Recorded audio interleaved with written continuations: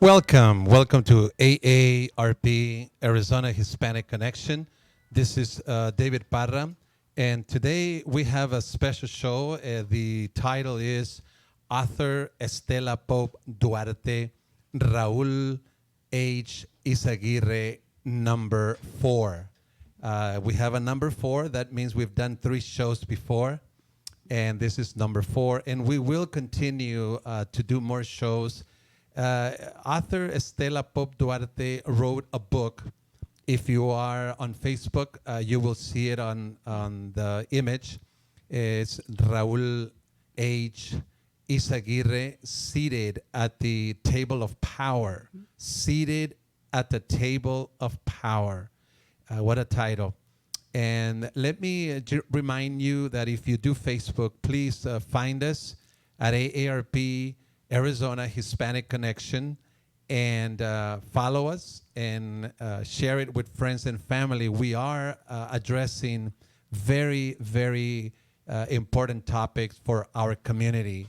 So let me welcome my guest today, author Stella Pope Duarte. Stella, thank you again and welcome to our show. Well, I'm very glad to be here. Perfect. This is good. Yeah. All right. So we have covered 3 shows on Raul H. or H. Yzaguirre, Seated at the Table of Power. This is show number 4. If you want to view or watch the first 3 shows, you can go to our Facebook page and you will find them there. So let's do a little review, if you don't mind, Stella, because I believe it's worth it. What do we know? Well, let me say first that in this show, we will cover 2 main points. The first one, it'll be that Raul, at age 14, Raul Yzaguirre, ran away from home. Well, he was still 13. Right, to be 14. Yeah, he was going to be 14 in July. Okay, so there you go. He ran away. And he runs away after his grandpa Gavino had passed away. His grandpa had not passed away yet. Not yet. Not yet. He had a lot of work to do in the family, helping his grandfather at the ice house. And then his dad, too, had an ice house, and he had animals and all kinds of things. So Raul was kind of at a point where, you know what, I'm tired of all this work. And, of course, he said, no matter what I ever do in my life, I will never pick cotton again. Right. So he was a hardworking kid, but he had that morning a little argument or something, with his dad. Right. Because remember, he went sometimes back to his father's house, even though he wasn't raised by his parents. They were still there within the vicinity, very close. And he had some kind of little argument. He said to his father, "Well, I'm leaving." Right. And at this point, his dad, he said, kind of kindly in a way, said to him, "Well, I'll see you home for dinner." And in other words, to Raul, it seemed like his dad was telling him, just go ahead and do whatever you have to do. Right. So that's when he literally ran away from home. Yes, when he decided, okay, all right. So then my dad said, just, in other words, le dio como permiso. Okay. So he goes and he gets his Boy Scout surplus bag. Right. Because the Mexicano kids were not allowed to join the Boy Scouts. That was something interesting. They were not. They were basically allowed. discriminated. Yes. Right. There were no Mexican Boy Scouts. In the 50s. Yes. Okay. In the 50s. Okay. So there was no Mexican Boy Scouts there. And so, but he always wanted to be a Boy Scout because he loved the natural world and so forth. The adventure.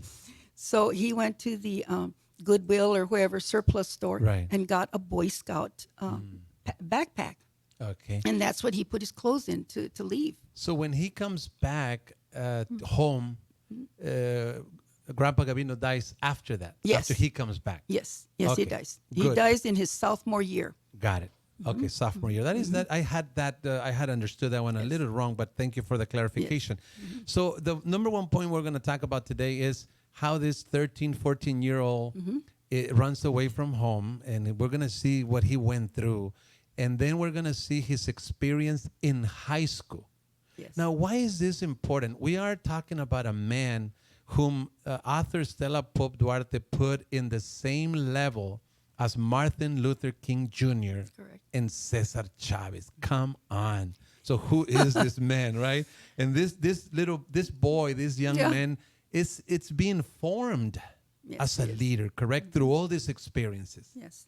Through all the experiences that he had with his family, he had tremendous mentorship.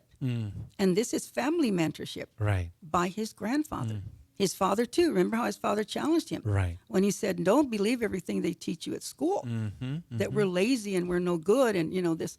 So he was, how shall I say, bred by these people who love justice and equality. So this is why I see him very much committed from the very beginning to the community. And let's dwell in just another minute in here, because I believe this is very important. So you see a dad and you see a grandfather. They were not religious. We already covered that in past shows. They were not religious. Grandmothers were. But they were very much into justice. Very much. But the interesting thing is that they did not do much in terms of getting involved to do anything about it other than just live in it, right? They live the justice. They behave in a just way. But it is Raul now who absorbed all those experiences, and he's basically being formed and shaped to do something about it. Yes, he is. And the grandfather, Gavino Morin, now remember that he did help, during the Revolutionary War, Pancho Villa. Right. When there was this huge battle, with Mexico and even among the Mexican people themselves, he backed up Pancho Villa. Right. And he ran arms, ammunition for him through Brownsville and through the coastline. So he very much risked his life, right, because he felt that the poor were being mistreated and they were being stomped on and oppressed. Right. And then he goes on to almost be lynched by the Texas Rangers, Los Rinches, right. Gavino Morin. And then after that, he has, remember that pickup truck that he drove around with the panels, and then advertising the best candidates for them to vote for, although he never voted. So I take it back. So now you proved me wrong. So they did do, I don't even want to say a little, some, and a good amount of engagement, of they were involved. Not maybe as much as Raul eventually, because Raul eventually met 4 presidents of the United States. He worked at 4 administrations. He worked for 4 administrations. Look at that. So it's a bigger scope, a higher visibility, if you will. But I can understand, and I can easily see how he picked it up from the dad, especially the grandpa. The grandfather, especially. Okay, so we're going to talk about what he went through in this experience, because that helped him a lot, this running away experience, and also what he experienced in high school. Go ahead. Well, you were going to say something? No, I was going to say that the character development, I don't know if you have the quote where he says it was the greatest character development of his life when he ran away, because it served a purpose for him. He was on a mission. He was going to become a sailor. He was going to go sailing around the world. I don't know what totally was in his mind. But he was determined to do it, and of course, none of the other kids wanted to go with him. His pals. So we're about to go on our first break, but let me just say a little review. We've covered the fact that his ancestors came to what is now Texas from Spain on a land grant. His family went through through Mexico's independence from Spain, from Texas independence from Mexico, to the Mexican-American War, which brought about the Treaty of Guadalupe Hidalgo, when Mexico lost over 60% of its territory. And then the concept of the border crossed us. I did not cross the border. The border crossed me, kind of thing. And then his family also went through the Mexican Revolution. And this is basically Raul's family background, their history. And Raul knows it very well, right? Very well. So he lived it. He was taught all this by grandpa and dad. So he's ready. But the first thing he's going to do is run away. And this experience is very interesting. And you said that it helped him to shape his character like no other thing did, right? This is what he says. Right. All right. Let's take a quick break. You are listening to AARP, Arizona Hispanic Connection. The show today is author Stella Pop Duarte, Raul H. Yzaguirre, number 4. We will be right back.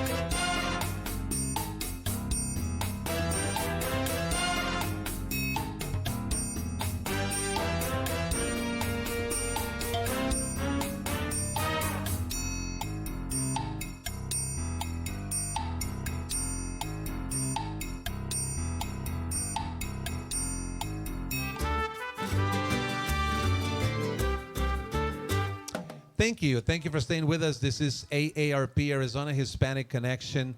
The topic today is author Stella Duarte, Raul H. Yzaguirre, number 4. And I want to say the complete title, Raul H. Yzaguirre, Seated at the Table of Power, because that is very significant. Indeed, he, and not only he, but many, eventually seated at the table of That's power. correct. They made it to the table of power. They sat around leaders, and like you say, that Raul worked yes, in the Oval Office in is the what I'm talking Oval about. Office. In the that's- Oval Office. That's what basically the That's table of what power. That's what I'm talking about. The now table we're of power. talking. Because remember, he was a mover and shaker in Washington, Right. D.C. Wow. So he was one of the first. And there was others also involved. I'm not saying he was the only one. Right. But he was one of the pioneers that got us seated at those places. Right. Because he said, unless we're at the table of power, we get the scraps. Right. We get the scraps. So that was his philosophy, that you can do a lot of stuff, but you have to be there where the You have to be decisions there. are made, basically. That's correct. You have to be Okay. So let's kind of go through. So another thing that I wanted to remind our audience is that we already talked about how the Yzaguirres lived a pretty Mexican life, would you say? The language was there, the food was there, the music was there, Yes. the corridos. I mean, not that necessarily the new corridos, but the old corridos, because there's a lot of difference in that. Again, no religious. They were not religious, but there are lots of human values. That is very important. We also know that Raul's parents, and I believe primarily grandparents, they own an ice business, right? Yes, they did. Even the dad, Yes. the same or separate businesses? No, separate businesses. Separate but, businesses. But they, because of the demand for ice, Right. it was easy, to get a franchise and to supply ice Right. in different locations. So that means that Raul, as a child, had to work in the ice business. Yes. So basically, they produced the ice and sold it, right? Yes, and sold it too, because in those days they didn't have the refrigerators Right. they have today. And of course, Raul would go with his grandpa. Remember how he was driving from one house to the next, Right. and grandpa watching his grandson become a man. Of course. As the sun rose over San Juan. Right. They also suffered discrimination, persecution, even from the Texas Rangers, and they saw this happen to not only themselves but to others. Yes. And then obviously at some point, eventually, he suffers the loss of his grandpa, which was a big thing for him. So let's move on. So when he runs away, where is he going and why there? Well, when he was in the 7th grade, okay, they took them on a field trip from the school, from probably Edison Middle School, and they took them to Corpus Christi, okay? And he had not seen the ocean before. Okay. And he hadn't seen the schooners, because there's schooners all over the place there, and ships, and it's a harbor. And he saw the ships docking and people coming and going. And he remembered that state in his mind. And when he saw Corpus Christi, he said, "This is where I want to be." Raul always saw something, and it kind of fed into the kind of person he was, because he Right. wanted to experience life. And he never forgot Corpus Christi. Right. So right. when he decided, I am leaving, I'm tired of running around with the ice or whatever, picking cotton, all these other jobs and Right. chores that he had to do. And I'm just going to go on a quest. I mean, that was a big deal for him, a quest. And what impresses me is what is a 13, 14-year-old boy running away from home, but not just running away to go into drugs, for example, because he's desperate or whatever, or he's going to depression or something. He seems to have a plan in doing this. So he goes to Corpus Christi at age 13 to be 14. And now is he afraid of the sea? Is he going to fish? What is he looking for? He had never really even been on the ocean, Okay. So he had a little experience with the ocean, but he was fascinated by everything that had to do with traveling and moving forward in his life. So he goes, he hitchhikes. Right. And then first he meets Gonzalez, this man who lived in this little town called Noble or something. And just out of the blue, this man sees this kid, traveling. Nowadays, I don't think that a youngster like that could get away with, a 13-year-old could get away with hitchhiking like that. Right. But in those days, they could. And so this Mexicano says to him, where are you going? ¿Para dónde? Right. And he says, well, to Corpus Christi. He says, well, why don't you come to my house, and you can do some work for me, and meet my wife and my daughters. Right. So he goes with this man. I'm like, Raul, how could you just go with this man? You don't even know who he is. He could have been a killer. Right. So, but the man takes him to his farm, and he meets the family and so forth. So he stays there 3 days, and he's already restless. He's like, I got to get to Corpus Christi. Right. So the man pays him. He was a very nice man. He paid him money for his services. So there he starts hitchhiking again.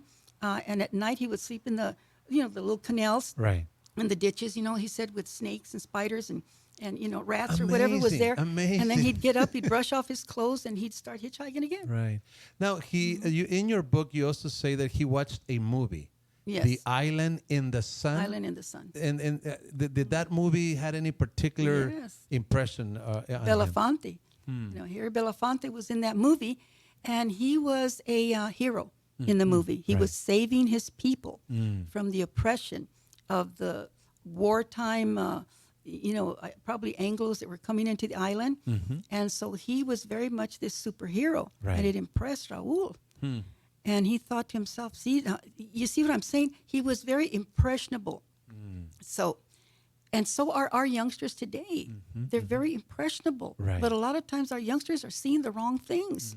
They're seeing these messages that come on from whatever source they're using of social media. Right. And some of them are very harmful. And a lot of times they're used to recruit some of our youngsters to do bad rather than good. So right there at that age when they're very impressionable, the age of 13, 14, or teenagers, they're looking for something. Right. So Raul decided, I am going on a quest, sort of like, Cervantes, where he wrote about, Don Quixote, who went out to slay the dragons. So he gets to Alice, Texas. That was his first stop after this gentleman, Gonzalez. And he rents a room. In a hotel. In a motel because he had money. So he said he was 16 years old. So they didn't question him too much. Right. And so there he is because he needed a shower and he wanted to go to, lay down on a bed and so forth. So in the middle of the night, that's when he gets the knock on the door. And it's the manager and a police officer. Right. Concern? Yeah, they were looking for someone. So he opens the door and they said to him, well, what is your, name? Tell us your name and age and everything. So he gives them this blue identification card that everybody carried in Texas. Right. Especially the Mexicans, to show who they were. Right. So there was no photo on it, but there was his birth date and his parents and where he lived and so forth. So he said, and may I ask you why you're interrogating me? This was Raul. Right. Talking to the officer. He says, may I ask why you're interrogating me? Right. And he said, well, someone with your description killed someone. So we're looking for that person. He says, I have nothing to do with it. Right. So amazing. So they leave, and he packs his Boy Scout bag again in the middle of the night, and he's ready to leave. As soon as they left, he was like, I'm getting out of here. Now, part of this ordeal in his running away is linked to this Barbie Nell. Barbie Nell. Can you relate to us that experience of Barbie Nell, how he spots it, goes in, and tries to get a job? They don't give him the job because he's too young, and then he meets the captain and all that kind of stuff. To me, that's an amazing very story. Exciting. Very exciting. He saw the schooners, but he saw this one really elegant schooner, and it was called the Barbie Nell, and it was the name of the captain's. He found out later the names of the captain's wives and girlfriends or whoever combined. Right. So he walks right up to the schooner, walks right in there, and there's the guys, all the men, all the Anglos, because there was no Mexicanos. Right. They had never hired a Mexican at all in that schooner, and maybe not even in many other schooners as well. Right. So he goes up and he says to the guys, hey guys, what do you guys do? So they said, well, we're red snapper fishermen. We go way out into the ocean, and we fish for red snappers. And he says, well, how do I get a job around here? And they're looking at this kid. Come back when you're 20. Exactly. They said, well, first of all, you wait until, you make an application and come back when you're 20 years old or whatever. Right. And he said, well, I don't have that kind of time to spare. Right.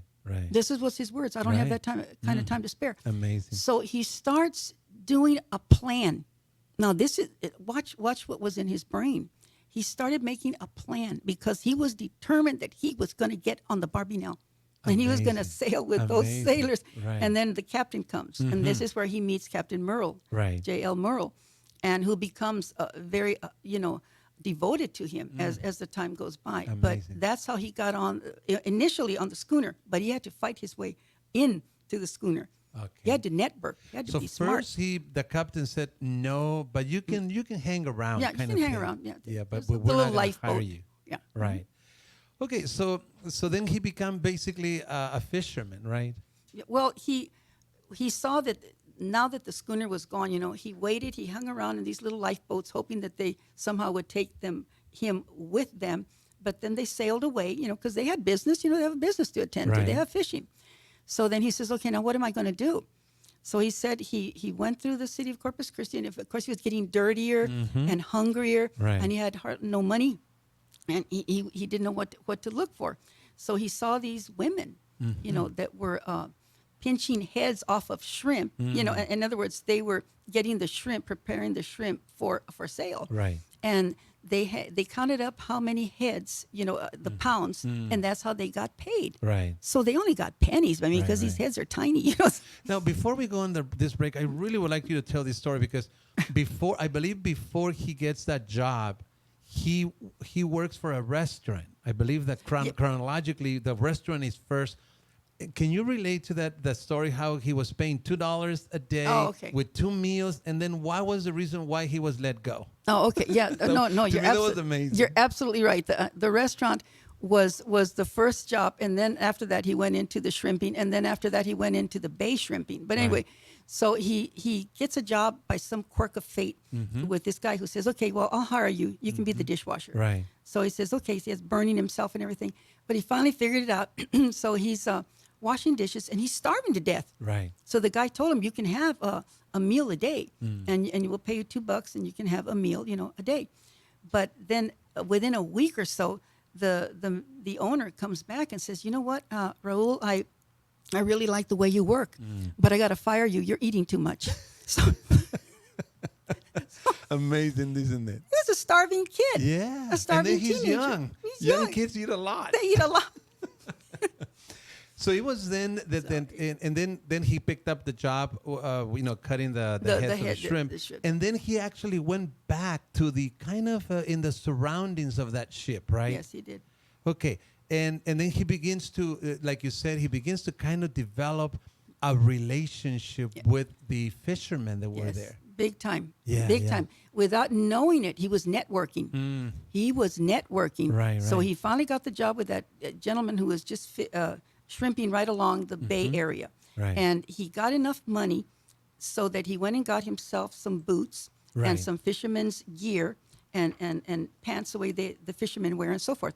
So when the Barbinel came back, he was ready.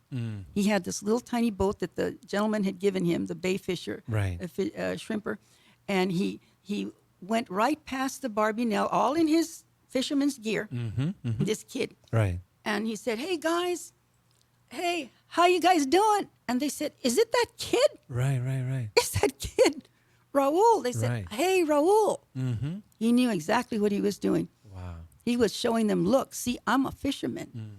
Yeah, You better hire me. I've been waiting for you. Right. Let's take another break, Stella, if you don't mind. Stay with us. This is AARP, Arizona Hispanic Connection. We are talking about this amazing book that author Stella Pope Duarte wrote on. It's called Raul H. Yzaguirre, Seated at the Table of Power. This is show number 4. Stay with us. We'll be right back.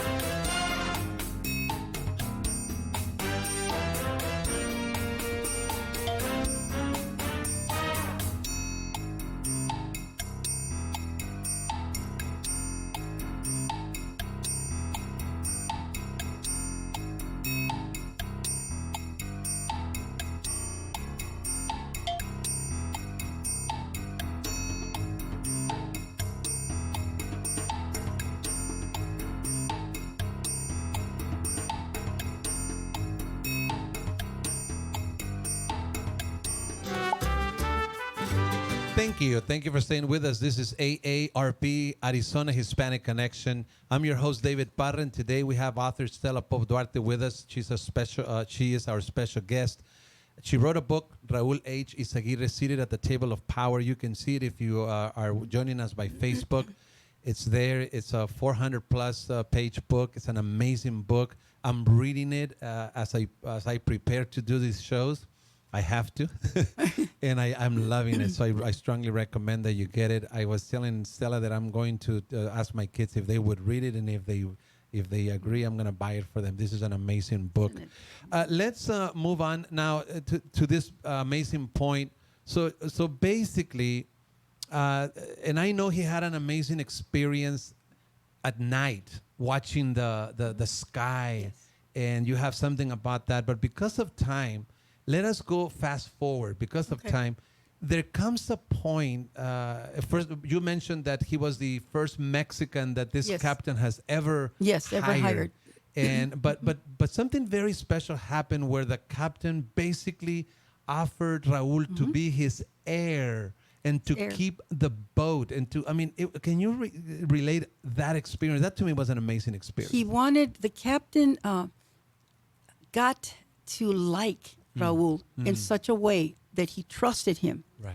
He saw that he was a quick learner, and Raul says every time we went out to the sea, I got seasick, and every single time, no matter what, he would get seasick. But then he'd get over it. So he was a fighter. I mean, he was right in there with those men. He wasn't asking for special privileges. As a matter of fact, he caught more fish than all the other men because he started to think like a fish. He said, "No, I started thinking like a fish. How would they bite? How should I bait them? You know, how should I pull the hooks?" So he ended up catching this tremendous amount of fish. So the sailors, I mean, they couldn't say anything that he was a youngster because of all his success. So the captain was watching this. And he didn't have a child of his own. He had a child through a marriage, but the boy was sick. And he said, "Raul, listen, I want to adopt you. And I want you to own this ship. You're going to be the captain. As soon as you turn 21, I'll give you the papers. I'll give you the papers. Yeah. You will take over." I mean, this was tremendous. Amazing. And this is when Raul, I mean, it just shook him up. No, he didn't say anything then. He answered later on because two other things were to happen. But one of the things that really impressed me, I believe here we see the character of Latinos. Latinos are hard workers. They like to learn. They're honest people. I mean, you can just see it. I mean, he's just a picture of, most Latinos. Yes. And then now let's move on to this other. Before he had to give an answer, he took a trip. Remember? He took a trip to this community room. There was a room in the community. I suppose, was it in Corpus Christi? Corpus Christi. And what happened? What did he find in that community room that, to me, this happened before he had to let the captain know his decisions about whether he was going to take the proposal or not? Yeah. Well, I think what happened was that fate and destiny was upon Raul Yzaguirre. And the main reason why he was there, unbeknown to him at the time, was to meet the men of the GI Forum. Wow. And the way that happened was because... Before you go on, the GI Forum, just briefly, what is the GI Forum? Because this is such a critical entity that a lot of times many people might not know what it is. Even historically, it is an amazing entity. Amazing. Well, it was a huge nonprofit organization that was formed by Dr. Hector P. Garcia, who was also of Corpus Christi, who had been a person who served in the military, in the army, and he had been in the medical. Yes, World War II. He had been in the medical corps, and when he came out, he came back home. He saw the discrimination and the oppression that the veterans were suffering after they had served in World War II, lost their lives, many of them, and now they were treated like dirt in their hometowns. Right. So he established what we have come to know as the GI Forum. Okay. And it was specifically for the rights of veterans. And it was established in 1948, I believe it was the date, so in Raul Corpus Christi. Walks by this meeting, and he hears a lot of talking, and he walks in pretty much. Well, with Jose Rodriguez, you have to, you're missing one little figure there, and that was Jose Rodriguez. Watch, because the captain, they had so much success with Raul, a Mexican kid. Right. And then another guy comes around, a Mexican man, looking for work. And they say, well, sure. We've already had, look at how a hard worker Raul is. So he had opened the door for another Mexican kid or man to get a job. They said, sure. So they hired Jose Rodriguez. And then he became a mentor also to Raul. So that's where Raul met Jose Rodriguez? Yes. At the job? Yes, he was hired by the captain of the Barbinel. Right. And so then when they boarded, at the city, Jose was able to take him over to the community room. Right. And he says they walk in and he says, I want to introduce you to some of these men who are working for our community. So they walk in. And here are these Mexicanos, Chicanos, Mexican Americans sitting around this table, some of them with suits on because they were attorneys. Right. And others were people very active in the community with their briefcases open and their notes. I can imagine the impression Raul received from watching this man. Amazing. They were all doing business for the community. And so they said hello to Jose, and then he introduced Raul, and they nodded their heads. Dr. Garcia was not there that night, but all Raul kept hearing was all about Dr. Garcia. They were saying Dr. Garcia this, Dr. Garcia that. Can I read a quote, Stella? Oh, yeah. I think it would be worthwhile. So it's Dr. Hector Perez Garcia, the founder of a GI Forum. He's a World War II veteran, Bronze Star with 6 battle stars. He served in medical corps. One of the most respected activists in the community he was. That's correct. And I believe, if I'm not mistaken, this is Raul, one of Raul's quote that we have. His ultimate goal is to equalize the playing field and advance human rights for Mexican Americans who continue to suffer oppression, unfair treatment, and Jim Crow laws meant to dismantle their participation in a democratic society.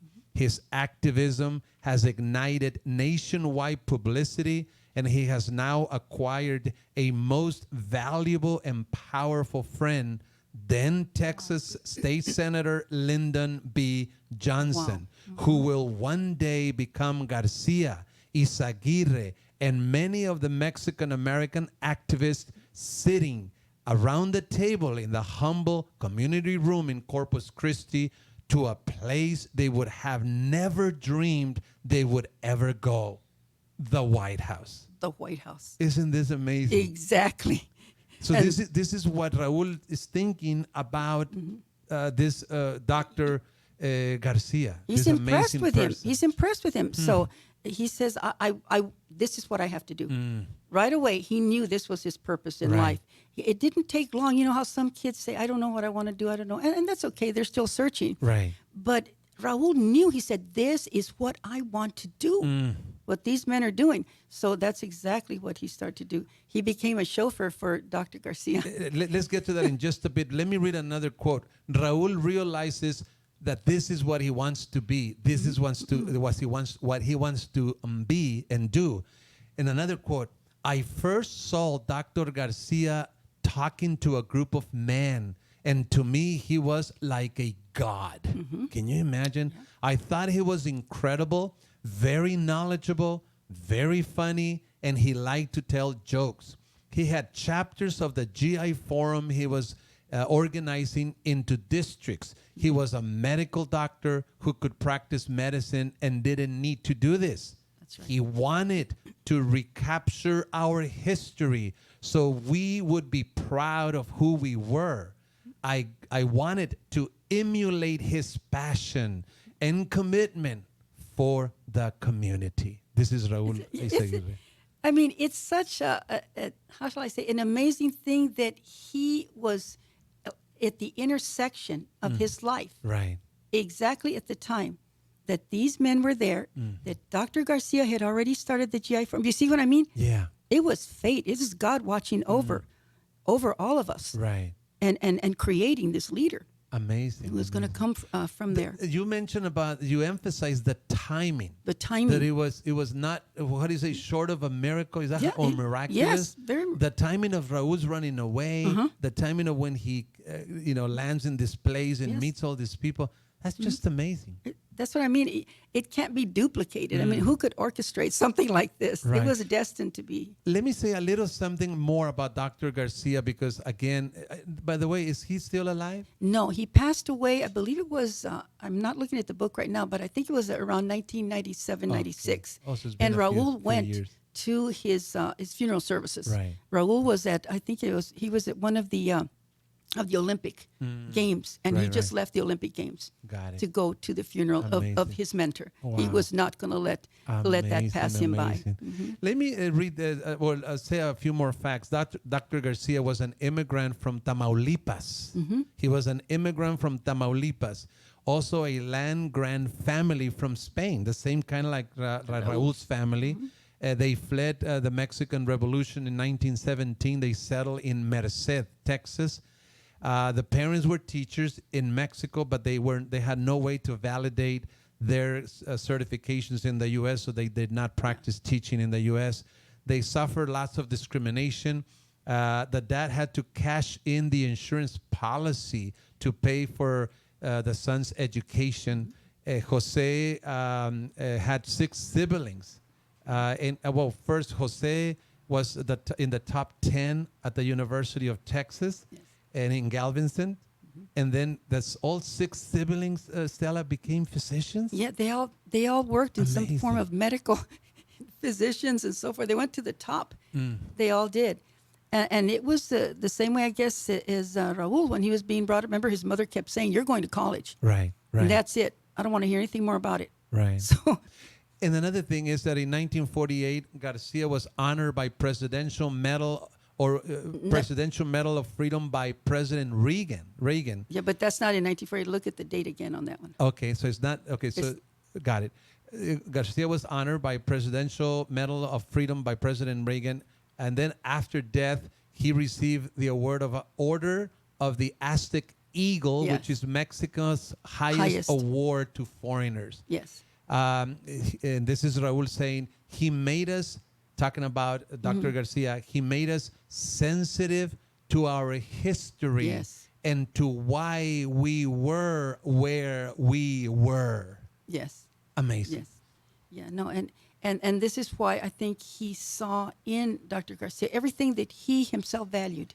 Raul did. Right. And the Let's- history. Let's take another break, but not before I read another quote. Oh, good. This is Raul Yzaguirre speaking. He says, "I told Captain Morel I was sorry that I couldn't accept his offer to become his adopted son. Wow. I had been out at sea 6 months, and it was now Christmas time.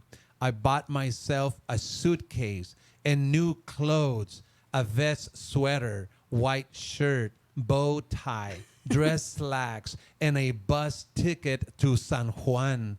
My grandfather's house was only 4 blocks away from the bus station, but I rode back home in a cab with $1,000 in my pocket. I wanted to come home as a success. I was determined not to go back with my tail between my legs. They were very happy to see me." Oh, yes, they were. And Amazing. a Amazing. victory for him. Definitely. Stay with us. We're going to take our last break. This is AARP Arizona Hispanic Connection. We'll be right back.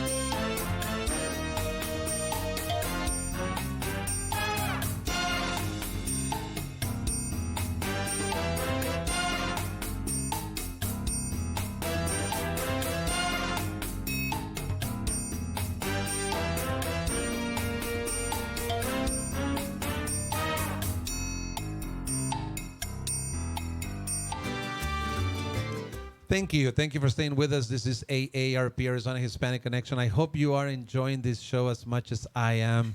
It is unbelievable to see the experience of a man, as a young man, basically going through these experiences, shaping his character, learning or meeting mentors, meeting leaders of that time at that time that were to be so critical in Raul's lives, and it's just amazing. Let me read another quote when Raul gets to his home and he's met by the family. It says, I opened the front gate at my grandparents' house and walked in and called out, Mama! And my grandmother screamed and came out and hugged me.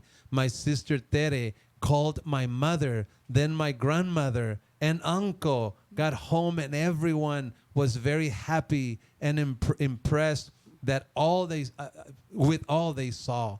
I was hugged and scolded by my mom and grandmother. Right. And my grandfather asked me, did you get it out of your system?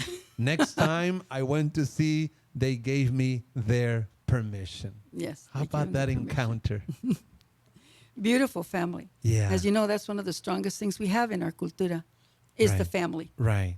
And you know, Stella, can you, let's go back just a little bit before Raul, I don't know if it's before or not, but relate the story when he gets to drive Dr. Garcia in Dr. Garcia's Cadillac, right? It was a Cadillac. They said that was more a car for Dallas, not for the dirt roads, and so Raul was his driver basically, and he was driving him whatever he asked him. Can you relate that experience? A few more details. Well, he became a chauffeur for Dr. Garcia because Dr. Garcia, I mean, they made him a junior GI Forum member because in other words, they had the regular men, of course, the veterans, and then they had the juniors. So he became a leader, and that's how he learned how to organize because they treated him as a junior GI Forum member. And he was in on their conferences. He was in on their leadership orientations and so forth. Right. So Dr. Garcia saw that this gutsy kid from the valley, I mean, my goodness, he knew that he was going to be something. Right. So he kept him close. And there was many times when he would say, Raul, you know, I want you to drive me through such and such these tiny little towns, you know, where nothing is there, not even lights or anything. But the laborers were there. The migrants, they were working out in the fields. Right. And then when he would stop in with this fancy Cadillac and Raul driving, and he would move to the side, you know, to get into the fields. Right. And then the migrants would come forward, and he would give them information on health. He would give them information on voting rights. He was full of fire and determination, Dr. Garcia. And Dr. Garcia, he used to carry food, water, food. What else? And then the voting voter registration information. Voting registration. Amazing, isn't it? And he would do it all. In other words, he was a one-man show. And Raul was watching all of this. Nothing passed Raul by. Right. And so he said, it reminded me of how I used to drive the pickup truck with my grandfather. And I know, he said, not put two and two together with that experience. Same thing. But Raul said, I know that my grandfather would have really loved this man. Yes, yes. Let me see if I have a few other quotes. He says, I had seen the educated man at the GI Forum. Now I wanted to finish school. I wanted to be like them. Yes. And then he says, timing of his quest and the GI Forum's formation was perfect, a miracle. The experience at the community room had fired up Raul's desire to emulate their passion, follow their pattern forged by GI Forum's enigmatic leader, Dr. Hector P. Garcia. Yes. And I believe I have another one here. Captain Morel's generous offer to adopt him as his son ignited Yzaguirre's own loyalty to his family. I thought that was an amazing, a paragraph or lines that I read, because it is true. So he's running away. He's away from home, and when he sees this man being willing to adopt him as his son, and basically give him the business for inheritance, everything, he was touched, and he remembered his family. He says that ignited Yzaguirre's own loyalty to his family and a sense of empowerment.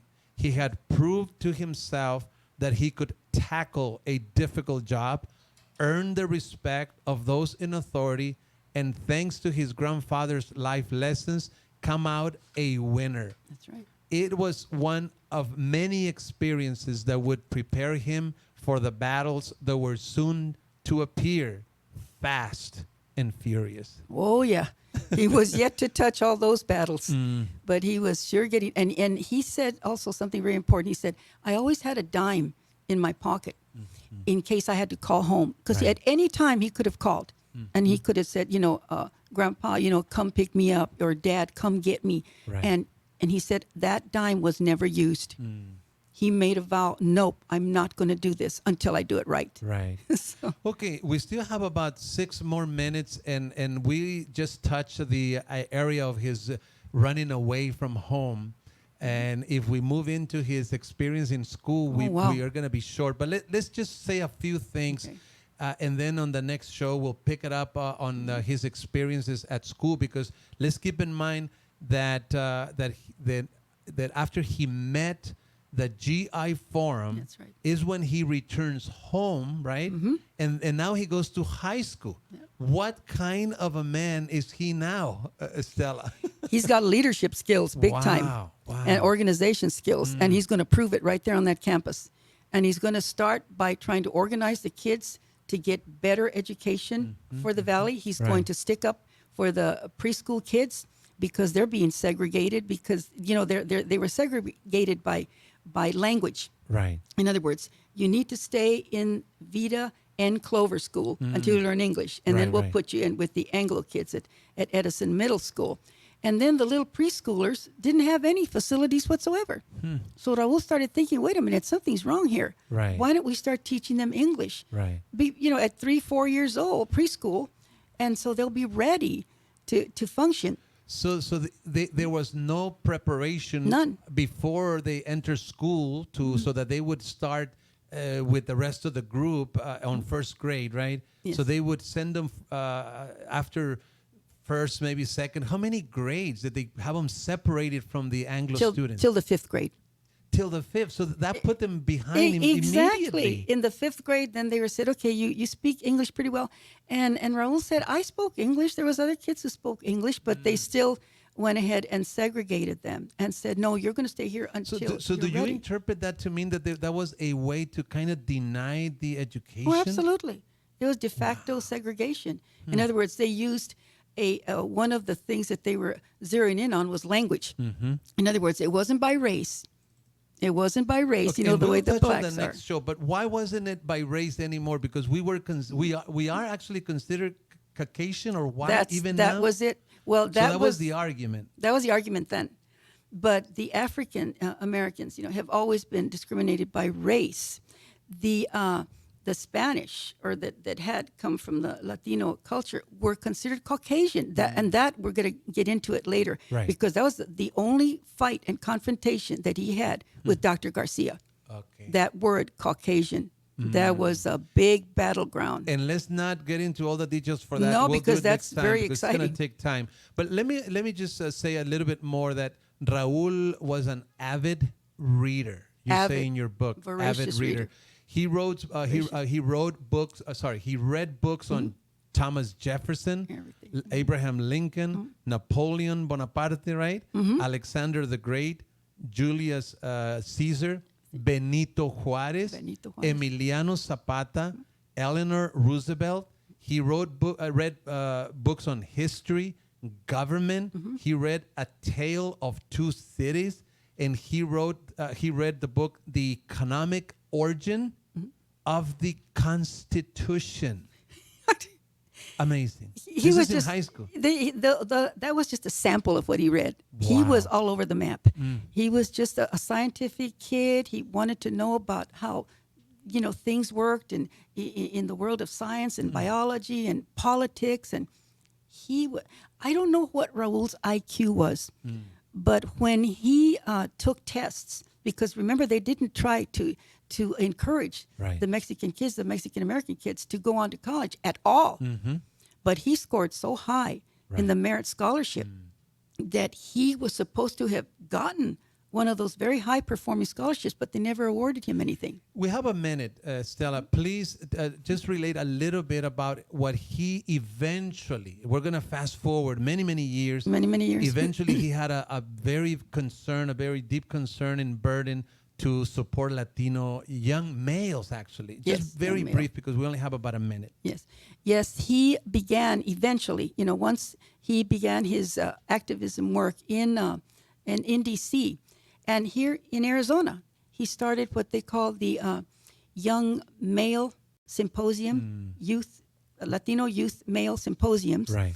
And this was dedicated to young men because he felt that young women, and he was very proud of all the young women succeeding.